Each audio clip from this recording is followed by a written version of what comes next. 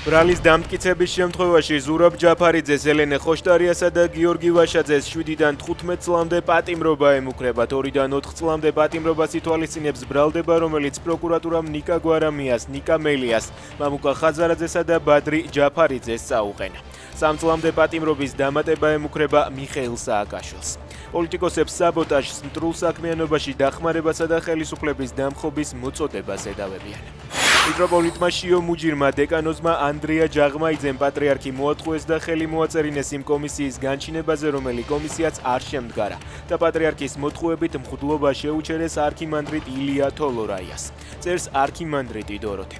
არქიმანდრიტი მოსაყდრე შიოსა და ჯაღმაიძეს კრიმინალებად მოიხსენიებს და ამბობს, რომ ისინი რუსეთის ხელით საპატრიარქოს ოკუპაციას აგრძელებენ. ალაძე ამტკიცებს, რომ სასამართლო და ქვეყანა დამოუკიდებელია. მისი თქმით, ქვეყანა წინ მიდის, ეკონომიკა კი ვითარდება.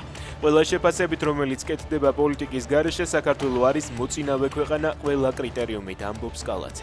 ტელეგრამ არხებში ვრცელდება ვიდეო, სადაც ჩანს, რომ რუსულ კამიკაძე დრონს, რომელიც საცხოვრებელ კორპუსზე ეშვებოდა, უკრაინული საზენიტო რაკეტა ანადგურებს.